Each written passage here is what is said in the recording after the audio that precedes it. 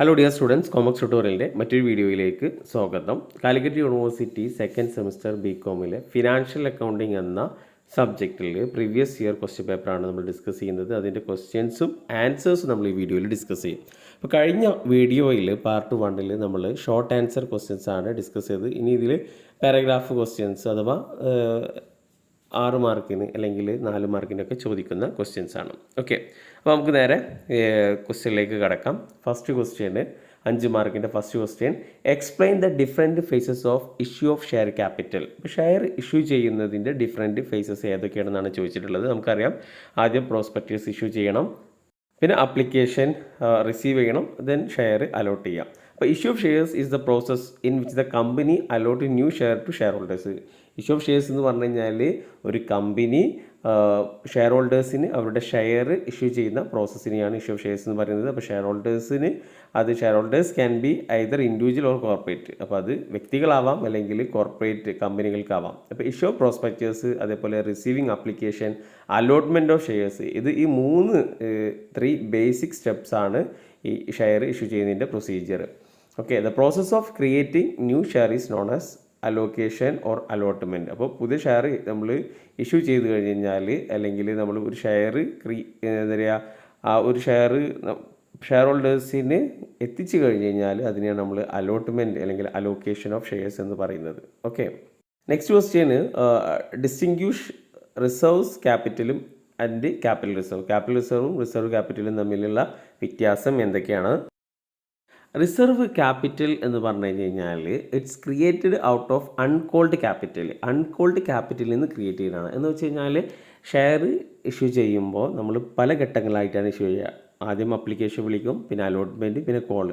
അപ്പോൾ കോൾ തന്നെ ഫുൾ എമൗണ്ടും കോളായിട്ട് വിളിക്കില്ല. ചിലപ്പോൾ ഒരു 10 രൂപേൻ്റെ ഷെയറാണ്, അതിൽ 8 രൂപ വരെ കോൾ ചെയ്തിട്ടുള്ളൂ.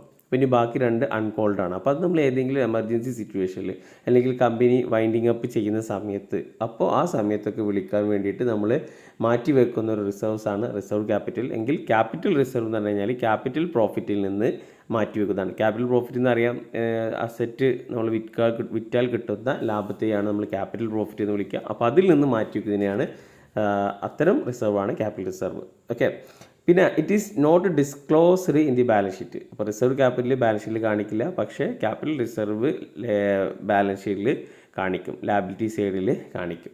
Then it can be used only at the time of winding up. അപ്പോൾ റിസർവ് ക്യാപിറ്റൽ വൈൻഡിങ് അപ്പിൻ്റെ സമയത്ത് മാത്രമേ എന്ത് ചെയ്യുള്ളൂ, അത് ഉപയോഗിക്കുള്ളൂ. പക്ഷേ ക്യാപിറ്റൽ റിസർവ് തന്നെ കമ്പനിയുടെ ലൈഫ് ടൈമിൽ എപ്പോൾ വേണമെങ്കിലും അത് ഉപയോഗിക്കാം.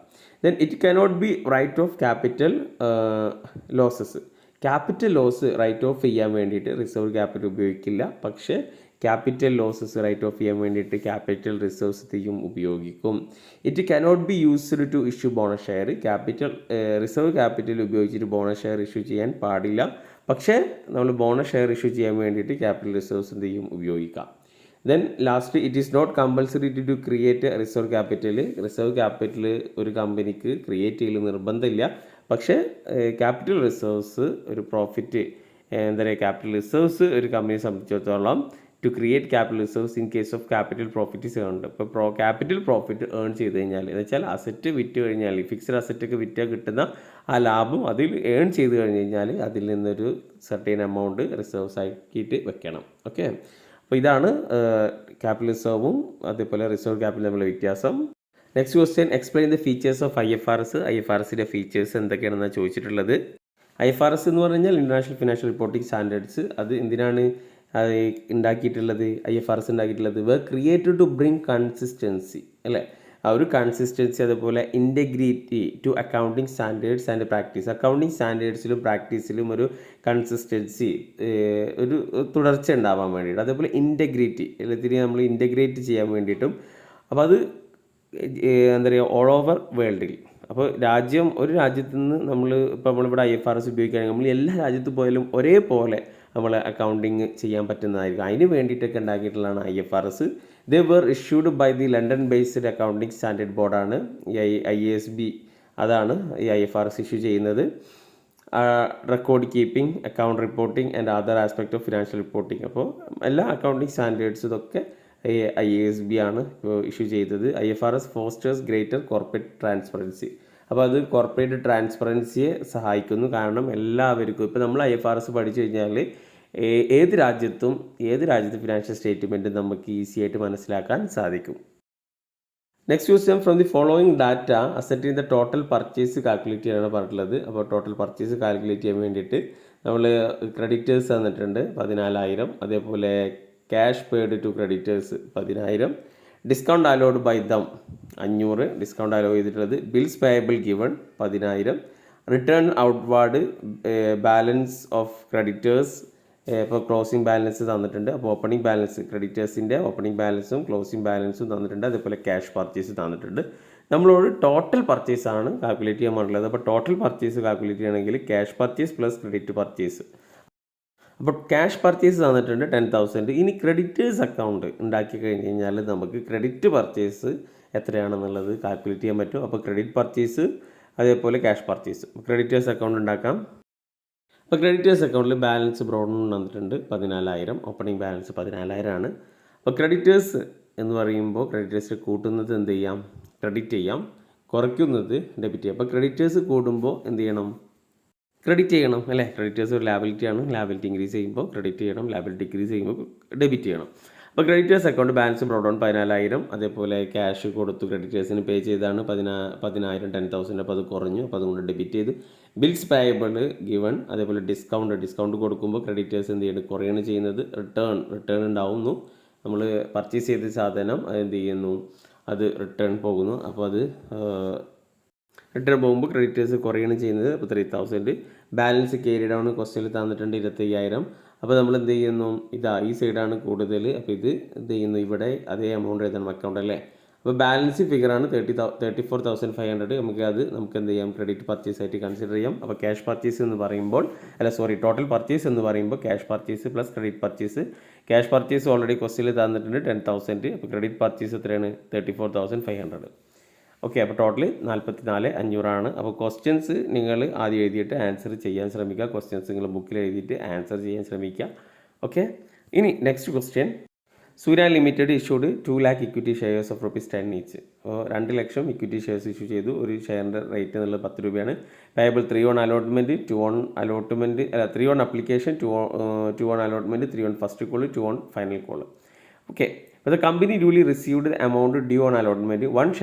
ഒരു ഷെയർ ഹോൾഡർ ഹോൾഡിംഗ്, അയാൾക്ക് എത്ര ഷെയർ ഉണ്ട്, 6,000 share. Paid the final call money along with the first call money. Okay. അപ്പോൾ ഫസ്റ്റ് കോൾ മണിയുടെ കൂടെ എന്ത് ചെയ്തു, ഫൈനൽ കോൾ മണി എന്ത് ചെയ്തു, അയാൾ പേ ചെയ്തു. While another share holder holding 10,000 shares did not pay the first call money. അപ്പോൾ കമ്പനി ഫസ്റ്റ് കോൾ മണി ഒരു ഷെയർ ഹോൾഡർ 10,000 ഷെയർ കയ്യിൽ വെച്ചിട്ടുള്ള ആ share holder first call money pay ചെയ്തിട്ടില്ല. Company did not make the final call. Company എന്ത് ചെയ്തിട്ടില്ല, final call വിളിച്ചിട്ടില്ല. നമ്മളോട് ജേണൽ എൻട്രി എഴുതാനാണ് പറഞ്ഞിട്ടുള്ളത്. അപ്പോൾ നമുക്ക് ആൻസർ നോക്കാം. ആദ്യം ഷെയർ അപ്ലിക്കേഷൻ റിസീവ് ചെയ്തു. ഷെയർ അപ്ലിക്കേഷൻ റിസീവ് ചെയ്യുമ്പോൾ 2 ലക്ഷം ഷെയർ അപ്ലിക്കേഷൻ മണി എത്രയാണ്, 3 രൂപയാണ്. അപ്പോൾ 2 ലക്ഷം ഇൻറ്റു 3 എത്രയാണ്, bank account up to share application 6 ലക്ഷം. ഓക്കെ. ദെൻ ഈ അപ്ലിക്കേഷൻ മണി ഷെയർ ക്യാപിറ്റലിലേക്ക് എന്ത് ചെയ്തു, ട്രാൻസ്ഫർ ചെയ്തു. അപ്പോൾ share application account to share capital ഈ 6 ലക്ഷം. ഓക്കെ. അതിൽ ഡൗട്ട് ഉണ്ടാവില്ല, ക്ലിയർ ആണ്. Then share allotment money due ആകുമ്പോൾ 2 ലക്ഷം ഷെയർ ആണുള്ളത്. അലോട്ട്മെൻറ്റ് മണി 2 രൂപയാണ്. അപ്പോൾ 2 lakh into 2 4 lakh. Okay. Share allotment account up to share capital. Okay. പിന്നെ ഇത് താഴെ അടുത്ത ജേണൽ എൻട്രിയാണ് ഇവിടെ വന്നിട്ടുള്ളത്. അപ്പോൾ അത് നോക്കാം. നെക്സ്റ്റ് ഈ അലോട്ട്മെൻറ്റ് മണി റിസീവ് ചെയ്യുമ്പോൾ എന്താ entry, bank account to share allotment, share allotment. Okay. 4 ലക്ഷം. ഇനി ഫസ്റ്റ് കോൾ മണി ഡ്യൂ ആവുകയാണ്. ഫസ്റ്റ് കോൾ മണി ഡ്യൂ ആകുമ്പോൾ ഫസ്റ്റ് കോൾ മണിയുടെ റേറ്റ് എത്രയാണ്, 3 രൂപയാണ് അല്ലേ. Application 3, allotment 2, call money 3. അപ്പോൾ കോൾ മണി ഫസ്റ്റ് കോളും 3 രൂപ ഡ്യൂ ആകുമ്പോൾ ഫുൾ എമൗണ്ട് ഡ്യൂ ആവുമല്ലോ. അപ്പോൾ first call account to share capital 6 ലക്ഷം. ഓക്കെ. ഇനി ഈ കോൾ മണി റിസീവ് ചെയ്യുമ്പോൾ ഫുള്ളായിട്ട് കിട്ടിയിട്ടുണ്ടോ, ഇല്ല, ഫുള്ളായിട്ട് കിട്ടിയിട്ടില്ല. എത്രയാണ്, 10,000 ഷെയർസിൻ്റെ ഒഴികെ ബാക്കിയുള്ളതൊക്കെ കിട്ടിയിട്ടുണ്ട് അല്ലേ. ഒരു ഷെയർ ഹോൾഡറിൻ്റെ കയ്യിൽ 10,000 ഷെയർ ഉണ്ട്, അയാൾ എന്ത് ചെയ്തിട്ടില്ല, ഫസ്റ്റ് കോൾ മണി പേ ചെയ്തിട്ടില്ല. അപ്പോൾ ബാക്കി 2 ലക്ഷത്തിൽ നിന്ന് 10,000 കുറച്ച് കഴിഞ്ഞാൽ 1,90,000. അതിന് അലോട്ട്മെൻറ്റ് മണി ആയിട്ടുള്ള കോൾ മണി ആയിട്ടുള്ള 3 രൂപ കിട്ടിയിട്ടുണ്ട്. അപ്പോൾ 1,90,000 into 3 5,70,000. Calls in arrears calls in arrears കിട്ടാത്തത് എത്രയാണ്? 30,000 ഷെയർ ഫസ്റ്റ് കോൾ അക്കൗണ്ടിലേക്ക് 6 lakh. ഓക്കെ, ഇനി കോൾസ് ഇൻ അരിയേഴ്സ് എത്രയാണ് അപ്പോൾ വരാം? Bank account up to 12,000 to calls in advance അല്ലേ? എന്ന് വെച്ച് കഴിഞ്ഞാൽ ഫസ്റ്റ് കോൾ മണിയുടെ കൂടെ നമുക്ക് 6,000 ഷെയറിൻ്റെ ഫൈനൽ കോൾ മണി കിട്ടിയിട്ടുണ്ട്. ഫൈനൽ കോൾ മണി എത്രയാണ്? 2 രൂപയാണ്. അത് ഫസ്റ്റ് കോൾ ഒരു ഷെയർ ഹോൾഡറുടെ കയ്യിൽ 6,000 ഷെയർ ഉണ്ട്. ഈ 6,000 ഷെയർ ഉള്ള ആ ഷെയർ ഹോൾഡർ ഫസ്റ്റ് കോൾ മണിയുടെ കൂടെ തന്നെ ഫൈനൽ കോൾ മണി പേ ചെയ്തു. ശരിക്കും ഫൈനൽ കോൾ മണി വിളിച്ചിട്ടില്ല അല്ലേ? പക്ഷേ അതെന്ത് ചെയ്തു? ഫസ്റ്റ് കോൾ മണിയുടെ കൂടെ തന്നെ നമുക്ക് കിട്ടിയിരിക്കണം. അപ്പോൾ അഡ്വാൻസ് ആയിട്ട് ഫൈനൽ കോൾ മണി കിട്ടിയിട്ടുണ്ട്. അപ്പോൾ bank account up to 6,000 × 2 to calls in advance. Okay, clear അല്ലേ? നെക്സ്റ്റ് 21ാമത്തെ question. Vivek limited took over the asset worth ₹5 lakh and liabilities എത്രയാണ്? 1,34,000 of Mithun traders for the purchase consideration 3,96,000 ആണ്. അപ്പോൾ Vivek limited took over the asset 5 ലക്ഷത്തിൻ്റെ അസറ്റും അതേപോലെ 1,34,000 liability എടുത്തു. അതിന് purchase consideration മൊത്തം എത്രയാണ്? പർച്ചേസ് കൺസിഡറേഷൻ 3,96,000 ആണ് purchase consideration. Vivek limited paid the purchase consideration by issuing debenture of ₹100 each അല്ലേ? അപ്പോൾ വിവേക് ലിമിറ്റഡ് എന്ത് ചെയ്യാണ്? ഈ മിഥുൻ ട്രേഡേഴ്സിൻ്റെ അസറ്റും ലാബിലിറ്റിയും എടുത്തു. 3,96,000 രൂപക്കാണ് എടുത്തിട്ടുള്ളത്.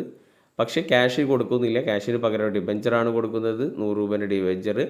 അത് ഇഷ്യൂഡ് ആയിട്ട് 10% ഡിസ്കൗണ്ടിലാണ് ഡിബെഞ്ചർ ഇഷ്യൂ ചെയ്യുന്നത്. ജേണൽ എൻട്രി എഴുതാനാണ് പറഞ്ഞിട്ടുള്ളത്. ഓക്കെ, ഇതിൻ്റെയൊക്കെ നമ്മൾ ഡീറ്റെയിൽ ആയിട്ട് ക്ലാസ് യൂട്യൂബ് ചാനൽ ഇട്ടിട്ടുണ്ട്. അതിൻ്റെ ഫിനാൻഷ്യൽ അക്കൗണ്ടിങ് എന്ന ലിങ്കിൽ പോയി പ്ലേലിസ്റ്റിൽ പോയി കഴിഞ്ഞാൽ നിങ്ങൾക്ക് കാണാവുന്നതാണ്. ഓക്കെ, മിഥുൻ ട്രേഡേഴ്സിൻ്റെ അസറ്റൊക്കെ ആരെടുക്കുന്നത്? വിവേക് ലിമിറ്റഡ് എടുക്കുന്നത്. അപ്പോൾ വിവേക് ലിമിറ്റഡിൻ്റെ അക്കൗണ്ടിലാണ് നമ്മൾ ജേണൽ എൻട്രി ഇടുന്നത്. അപ്പോൾ സൺട്രി അസറ്റ് വിവേകിന് എന്തുണ്ട്? അസറ്റ് കിട്ടുന്നുണ്ട്. അസറ്റ് കിട്ടുമ്പോൾ ഡെബിറ്റ് ചെയ്യണം അല്ലേ? 5 lakhൻ്റെ അസറ്റ്. ഓക്കെ, പിന്നെ ലാബിലിറ്റി എന്താണ്? ഇൻക്രീസ് ചെയ്യുമ്പോൾ ക്രെഡിറ്റ് ചെയ്യണം. അപ്പോൾ ലാബിലിറ്റി 1,34,000 ലാബിലിറ്റീസ്. ഓക്കെ, ക്ലിയർ അല്ലേ? ഇനി മിഥുൻ ട്രേഡേഴ്സിന് എത്രയാണ് പർച്ചേസ് കൺസിഡറേഷനായിട്ട് കൊടുക്കുന്നത്? 3,96,000. ഓക്കെ, അപ്പോൾ ഇതിൻ്റെ ബാലൻസ് അപ്പോൾ നമ്മൾ അസറ്റും ലാബിലിറ്റീസും എടുത്തു. പർച്ചേസ് കൺസിഡറേഷൻ 3,96,000 ആണ്. അപ്പോൾ അതിൻ്റെ ബാലൻസ് ബാക്കി വരുന്ന എമൗണ്ടാണ് ഇത് ഗുഡ് വില്ല്. ഓക്കെ, ബാലൻസ് ഫിഗർ ഗുഡ് വില്ല് വരും. മിഥുൻ ട്രേഡേഴ്സിന് ഈ 3,96,000 രൂപ കൊടുക്കുന്നത് ഡിബെഞ്ചർ ഇഷ്യൂ ചെയ്തിട്ടാണ്. ക്യാഷ് ആയിട്ടല്ല കൊടുക്കുന്നത്, ഡിബെഞ്ചർ ആയിട്ടാണ് കൊടുക്കുന്നത്. അതും 10% ഡിസ്കൗണ്ടിലാണ് കൊടുക്കുന്നത്. ഓക്കെ, അപ്പോൾ 10% ഡിസ്കൗണ്ടിൽ കൊടുക്കുകയാണെന്നുണ്ടെങ്കിൽ ഡിബെഞ്ചർ എത്ര? 4,44,000 രൂപേൻ്റെ ഡിബെഞ്ചർ കൊടുക്കണം. 10% ഡിസ്കൗണ്ട് കൊടുക്കുമ്പോൾ 44,000. അപ്പോൾ മിഥുൻ ട്രേഡേഴ്സിന് എത്ര പർച്ചേസ് കൺസിഡറേഷൻ? 3,96,000 ആണല്ലോ പർച്ചേസ് കൺസിഡറേഷൻ കൊടുക്കുന്നത്. ഓക്കെ, അപ്പോൾ അതാണ് അതിൻ്റെ ജേണൽ എൻട്രി വരിക. ഇനി next question. Hindustan limited was registered in nominal capital 20 lakh divide into 20,000 shares of ₹100 each. അപ്പോൾ 100 രൂപയുടെ 20,000 ഷെയർ ഉണ്ട് ആരുടെ കയ്യിൽ? ഹിന്ദുസ്ഥാൻ ലിമിറ്റഡിൻ്റെ കയ്യിൽ. Company issued 10,000 shares. എത്ര ഷെയർ ഇഷ്യൂ ചെയ്യുന്നത്? 10,000. ഇഷ്യൂഡ് ആയിട്ട് പാറാണ്. അത് 20 application, 30 allotment, 20 first call, 30 final call. All shares was subscribed by the public and amount duly received. Pass journal entry in the books of company. വളരെ സിമ്പിളായിട്ടുള്ളൊരു question ആണ്. സിമ്പിളായിട്ട് answer ചെയ്യാം. Bank share application money receive ചെയ്യുമ്പോൾ bank account share application 10,000 share 20 രൂപ വെച്ചിട്ട് then ഈ amount എന്ത് ചെയ്യുന്നു?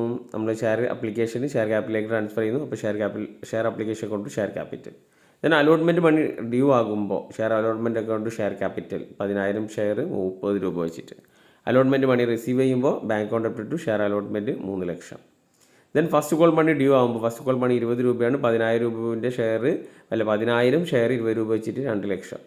ഫസ്റ്റ് കോൾ മണി റിസീവ് ചെയ്യുമ്പോൾ bank account to share first call. Then അതേപോലെ തന്നെ ഫൈനൽ കോൾ മണി എന്ത് ചെയ്യുന്നു? ആദ്യം ഡ്യൂ ആകുന്നു 30 രൂപ വെച്ചിട്ട് 3 ലക്ഷം. റിസീവ് ചെയ്യുമ്പോൾ bank account to share final call. അപ്പോൾ ജേണൽ എൻട്രി അറിയുന്നവർക്ക് വളരെ സിമ്പിളാണ്. Next question. A company carry forward a balance of ₹40,000 from the P&L account for the year ended 31st March 2019. During the year 2019-20 it was made further profit. വീണ്ടും profit ഉണ്ടായിരുന്നു 3,10,000 before providing taxation. Tax കൊടുക്കുന്നതിന് മുമ്പുള്ള profit. It was decided the following decision may be carried out. Provision for taxation 1,50,000. Dividend equalisation reserve 25,000. 8% dividend on 8% preference share 2 ലക്ഷം. പിന്നെ അതേപോലെ dividend at 15% 30,000 equity shares of ₹10 each fully paid. General reserves 35,000. Development rebate reserves. Show the changes in surplus statement of profit and loss account. Surplus in statement of profit and loss.